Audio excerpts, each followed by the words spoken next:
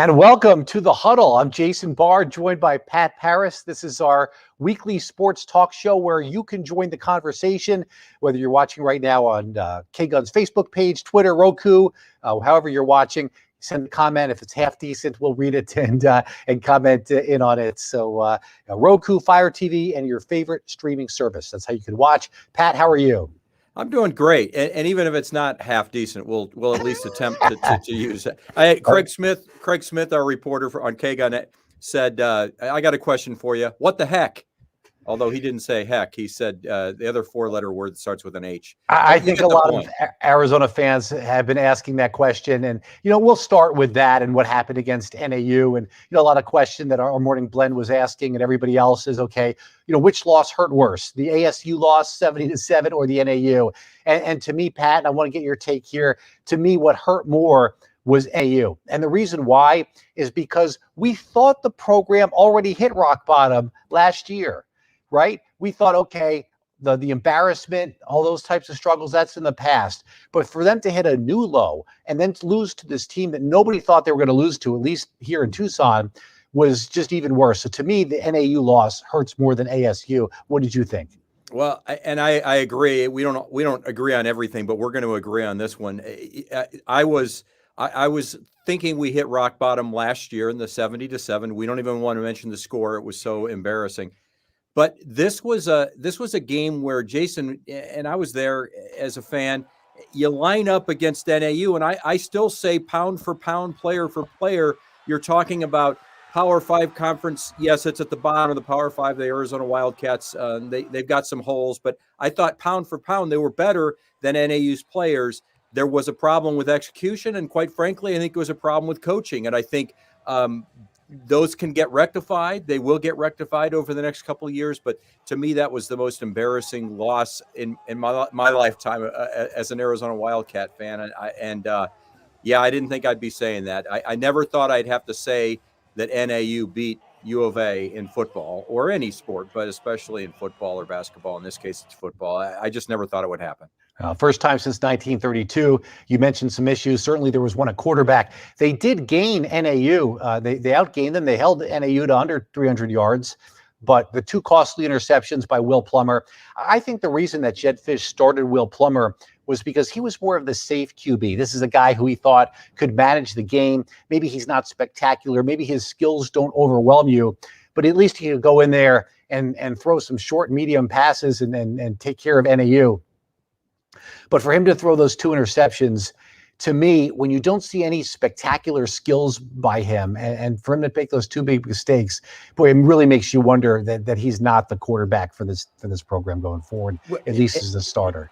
Yeah, and I keep hearing Jedd Fisch say and others say, well, he's young, and I guess he's relatively young, Will Plummer, but we saw him. We saw him last year. We saw him earlier this year. We knew what we were getting with Will Plummer. It might be the safe pick, but in this case, he did not have a good game. And in fact, they outgained NAU, Jason, but they didn't outgain them on the scoreboard, and that's where it counts most. That doesn't matter if you're not able to punch it in the end zone. When you're kicking field goals and it's 13-0, you're still thinking, wow, this game is closer than it should be, and that allowed the door to open for NAU and gave them confidence to think they could win this game. I just wish that while Jedd Fisch had a game plan, coach has to have a game plan. At some point, you have to abandon that game plan when it's not going well, and I think he abandoned it way too late, in my estimation. And this whole quarterback situation, it can't get any worse. So for him to pull Will Plummer after 2 quarters instead of waiting until later in the fourth quarter, I just would have done it a lot sooner. Yeah, you're not going to see Will Plummer at third-ranked Oregon. Jedd Fisch today said he's a little dinged up from the game. I didn't see him dinged up from the game. I wonder if that's a little bit of a soft way of saying, hey, we're going to go with either Jordan McLeod or Gunnar Cruz. Today in the Jedd Fisch news conference, he was non-committal about who's going to play. I think you're going to see both of those quarterbacks at Oregon. It's just an impossible task for this team to go against a third-ranked team. So let's take a look right now. We have a graphic of where the Wildcat losses are. This is the only inflation right now. Inflation's hitting everywhere. Inflation's hitting the Arizona losing streak. This is the longest longest losing streak in the nation here. You see Arizona one more than UMass, which, by the way, their current defensive coordinator, Don Brown, used to coach, I believe. Pat, you take a look at that losing streak, and how does that make you feel as an alum and as a diehard Wildcat fan? It makes me a little sick to my stomach, Jason. You never want to be leading the nation in a negative stat like consecutive losses, and unfortunately, this doesn't seem like it's going to be a short-term solution. You and I have perused the schedule and kind of gone back and forth. There might be a winner, two that you might surprise, a Washington State, maybe even a Cal, or certainly a Colorado who lost, got shut out badly by Minnesota last weekend. That could happen, but I really look at it. We looked at the non-conference schedule for next year, and it's not even until the third game of the non-conference schedule. North Dakota State comes in. That's a tough game. That's a good team. It may not be an easy game either. But when you play San Diego State next year, Mississippi State, that's not an easy team. Yeah, and then you got North Dakota State. They'll be improved. You would hope there'll be improvement next year, but we don't want to get ahead of ourselves. It's just I think they can win a game this year. Colorado looked terrible losing at home to Minnesota. They got shut out. Washington State doesn't look great. It's possible they can win a game nobody thinks they could win. Somebody doesn't take Arizona seriously. But, we put up a graphic on KGUN 9 News on Sunday. Lou Holtz in his first year at South Carolina went 0-11. And nobody blamed Lou Holtz. They blamed the previous coach for leaving him with no players. But that's not the only situation. Nick Saban lost to an FCS school in his first year. You can go with Jimmy Johnson with the Cowboys, 1-15. Pat, are you sure you're not being a little too hard on Jedd Fisch, year number one here? Maybe the expectations were just a little bit too high based upon, how much excitement he was trying to generate in the offseason. The only criticism I have of Jedd Fisch is that maybe too much hype, getting us to the sense that we're going to see a team that's so superior to what we've seen the last couple of years, and they were going to compete and they were going to win some games. Now, he never said win games. Don't get me wrong. He never said anything like that, but he made us think they were going to be better. He just said, and then the post-game news conference after the loss to NAU, he says, we got to find a way to win some games. Yeah, no, you have to. Yes, he wants to win games. He never threw out a number. So I'm not saying that he did that. But what I'm seeing is a guy who was never a head coach make mistakes that I think guys that have never been head coaches. You talk about Lou Holtz. Lou Holtz had been a head coach. You talk about Nick Saban. Nick Saban had been head coach in the pros and in the college football before he took over Alabama. They got a pass because you were able to look at it and go, they just don't have the talent.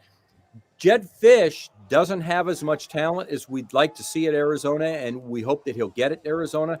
But Jedd Fisch is making mistakes, especially at quarterback, and I think that, to me, makes me go, wow, you've got some growing to do as a head coach, Jedd Fisch, as well. It's not been handled. I think we can all agree that the starting quarterback's job has not been handled very well through 3 weeks of the season. And it really, I think, in his attempt to give everybody a shot and be fair, he's actually kind of ruined a couple quarterbacks already, or at least that's not Pat. He hasn't ruined any quarterbacks. That's too much. That's too. What would you do differently? Jason, let me finish. He's ruined their confidence. I'm not saying they're done as quarterbacks. Their confidence has got to be shot. I mean, who wouldn't have confidence, in jeopardy when you go out there and you get benched, through no fault of your own against San Diego State. We're talking about Gunnar Cruz. I mean, Gunnar Cruz didn't deserve to get benched against San Diego State and then not see the field against NAU. That made no sense to me at all. Okay, so I start? That's one of the questions here. We got Heidi who sent in the question. Who do you think should be the quarterback Saturday? Jason, I'm not privy to the practices, so I don't know what they're seeing. I would say this, from what little I saw against NAU, when you're talking about Jordan McLeod, why not go with Jordan McLeod? Do you want to put Gunnar Cruz back in and have him get just torn up by Oregon? How fair is that? No, I would put McLeod in this week because we need somebody who's going to scramble against Oregon, because they're going to be running for their life against that defense. So I'm fine with McLeod. But I thought that Fisch's strategy going into week one was the right one in playing both guys. But I do think you make a good point for Gunnar Cruz to get, benched against San Diego State and never to see the field again. I think that's criticism is fair. All right, I want to play Pat a soundbite from Jedd Fisch that he made a couple days ago, and then I want to get your reaction to it. So let's hear this soundbite on Monday that Jedd Fisch made. He's kind of talking about the program as a whole.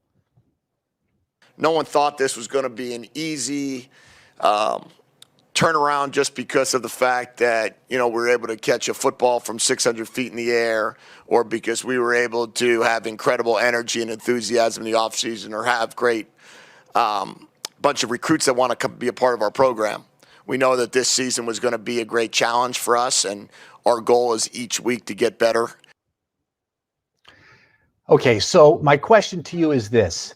Should they have framed this season differently? Like, for example, come watch our program grow, instead of, hey, we're going to be doing what Adia Barnes did. Was the framing wrong in the offseason? Because or did the coaching staff have a little bit too much of an ego, in the sense that, because we're great coaches, we can find a way to win a couple of games with this roster? I don't know that they can.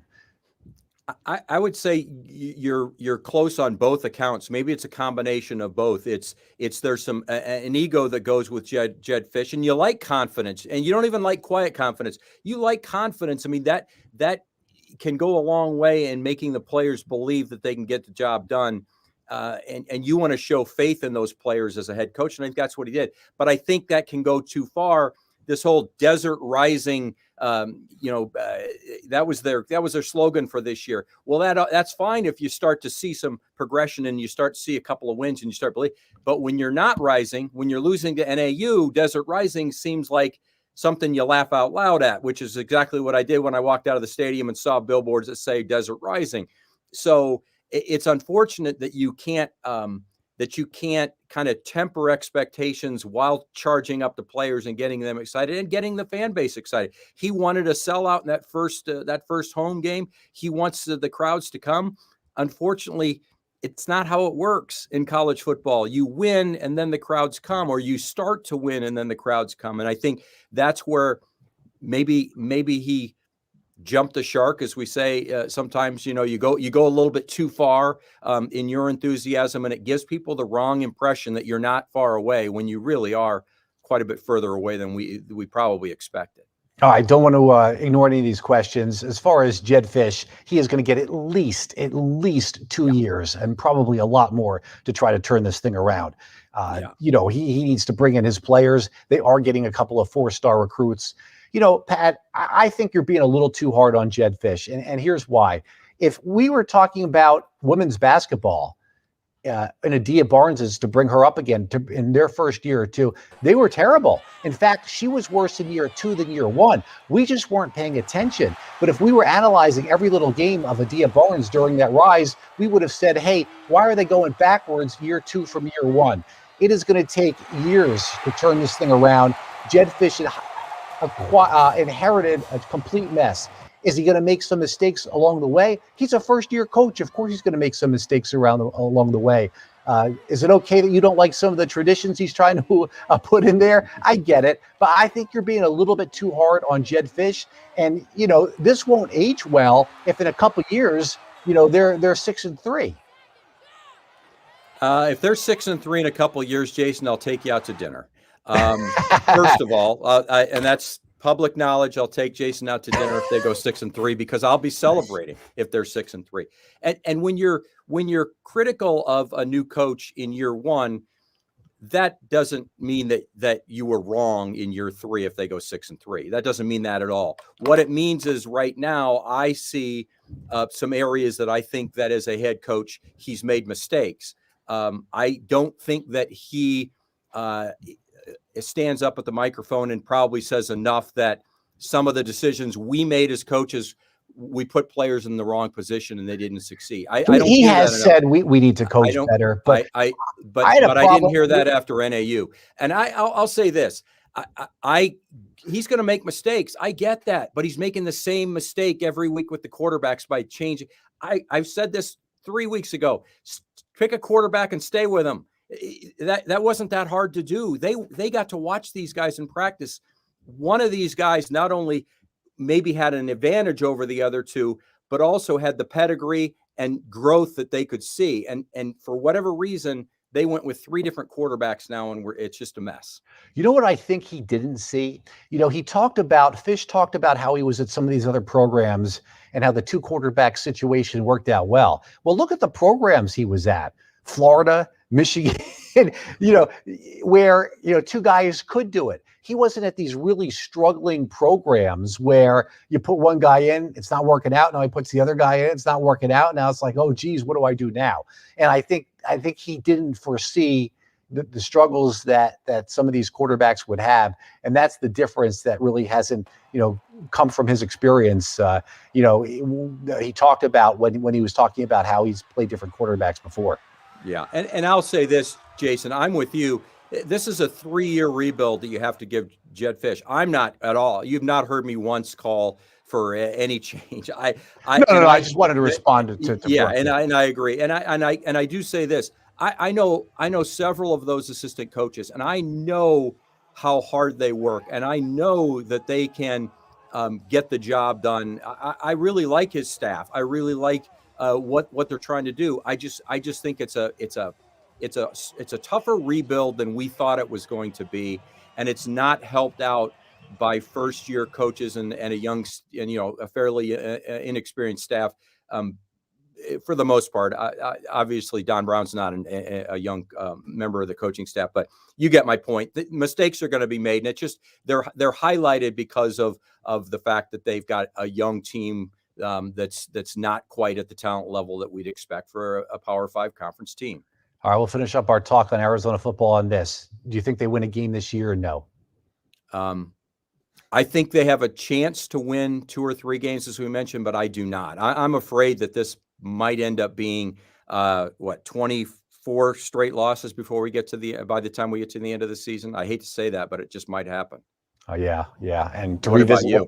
I'm going to go with 1 win. I'm going to say they're going to find a win somewhere, and it may not even be against either Colorado or Washington State. It might be a team that takes them lightly. I'm going to say 1-10 this year. That's what I'm going to go. Or 1-11. I hope so. 12-game season, 1-11 this year. I hope so. They will have worked hard enough to deserve it, I'm sure. But sometimes hard work is just not enough. As far as Jordan's comment, there have been years where they have beaten a top 5 team, Oregon. Mm-hmm. I remember at home, 2013. The difference there is they had Kadeem Carey and some other studs on the roster. And they won in 2014. They won at Oregon when Oregon was like number 4 that was the Scooby Wright year. Yeah. Scooby Wright and Kadeem Carey aren't on this team. Right. My prediction here for Saturday, it'll be 49-0 at halftime, and the final score will be 62-14. Or maybe it's 35-0 at halftime, and the final score is 42-7. Somewhere along the way, where Oregon takes out their starters in the. I think you're right. So no. All right. So let's finish it up here with a little Arizona Diamondbacks talk, just because they did make news today. They've lost over 100 games, but their manager Torey Lovullo is going to come back. They're giving him a 1-year extension for next season. To me, the roster is just awful. I don't know. This year is not Torey Lovullo's fault. Obviously, he can win games. They won over 90 games a few years ago. He only gets a 1-year extension for next year. But Pat, it's also a little bit of a sensitive situation. The general manager, his wife, is battling brain cancer, right? And so I just think that the team's not going to make a major change after this year, and they're just going to put everything off by a year. We talked about this with some of the people in our newsroom earlier today when that news came out, and it with Mike Hayes in the general manager situation with his wife battling brain cancer and the roster not being where it should be, and they know that. And I think Torey Lovullo, you don't forget how to manage winning 93 games and then 3 seasons later you only win 48 to this point. You don't forget how to manage. This is just one of those years where everything was stacked up against them. Things did not go well. I think it was the right move to give Torey Lovullo an extension. In fairness and openness, Torey Lovullo, I covered the Diamondbacks the one season when they won the 93 games and was up there and in the clubhouse and in his office. And so I like the guy personally. I really do. I think he's a quality manager, but there's no Mike Goldschmidt. Paul Goldschmidt. Paul Goldschmidt. I was thinking Mike Hayes and Paul Goldschmidt. There's no Paul Goldschmidt sitting there. I thought you were thinking Mike Schmidt. Well, there's no Mike Schmidt either, as you know. But there's no Paul Goldschmidt sitting there, batting in the 3-hole, ready to do some damage. So, they've got some rebuilding to do. They've got to decide what guys on this roster now they want to keep around for next year, and we'll see what they do next year. You say this can't be any worse, right? I guess it could be, but we'll see. No, I mean, that's a tough division with the Giants and the Dodgers. And I mean, they almost have to go the route that the Miami Marlins went when they won their 2, World Series with a bunch of young players and keep them before they become free agents. Because I don't see them spending the money that the Giants and the Dodgers are going to spend. And, the money that they did spend on Madison Bumgarner, he has not worked out. He really has been a disappointment, I think, for the Diamondbacks. So yeah, it's funny.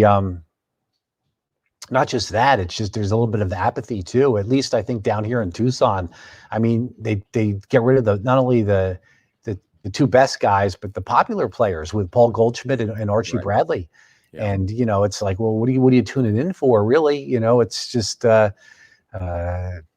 it's too bad. But it goes in cycles, and maybe in a few years, we're going to be talking about, hey, couldn't believe the Diamondbacks came back and won some games, because teams can go from worst to first, but I don't see it with this roster right now. No, I don't either. And it's hard to believe, Jason, it's been 20 years since they won that World Series in 2001. We talk about 9/11, but that was that season, and it was a magical one at the end of the year for the Diamondbacks to win that World Series. You know what else it's the 20-year anniversary of? I believe Tom Brady's first start.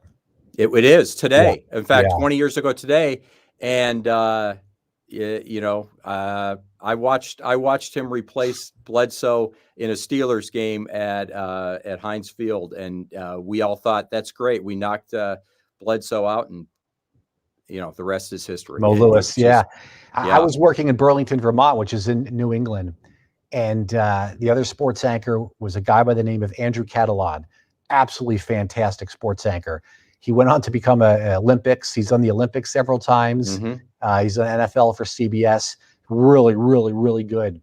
And I remember him getting on the air and saying the Patriots were 1-3, and now some guy named Tom, because Tom Brady was not a big name. No. Yeah. And he said they're 1-3, and now some guy named Tom Brady has got to go up and play quarterback.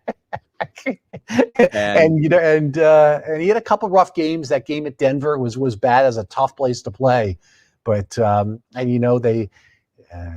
it was a while before they kind of turned him loose a little bit. They put him in positions to win at first, and then magic happened. So 6 with the Patriots and 1 with Tampa Bay, and they look like a Super Bowl contender again this year. So and by the way, did you see where Rob Gronkowski, the former Wildcat, yesterday and a couple of days ago, and he said he didn't watch any game film? Yes, he was just trying to be funny. He was trying to be funny. He was with Peyton and Eli on that ESPN2 show, which, by the way, if you get a chance to watch the Monday night game on ESPN2, our sister network, they have Eli and Peyton breaking down the game, and it's fantastic. And then they bring on some of the players who just got back home from working out, and they're watching the Monday night game, and Gronk was trying to be funny. Yeah, that's what it was. Yeah, he said he didn't watch any game film, and he said Brady watches it all for him. And sometimes he just says things for shock value. But the quote gained some legs, the bite gained some legs, then he went back and retraced it. So he's having a terrific start to the year. He really is. And looks like their defense isn't quite what it can be. But if they get that shored up, they very well could go back to back. Just incredible. All right. They sure do. All right. Well, I think that's does it for the comments. Let's see. We went I think we 25 minutes. Boy, that kind of flew. Yeah, it did. It was fun. Sometimes we'll have a guest. Sometimes we won't. This week we decided that we had a lot to talk about, which we did. All right. Sounds good. All right. This has been The Huddle, our weekly sports talk show. Whether you're watching it on Facebook, Twitter, Roku, Fire TV, wherever, we appreciate it. And we will see you next time. For Pat Parris, I'm Jason Barr. Have a great Thursday, everybody.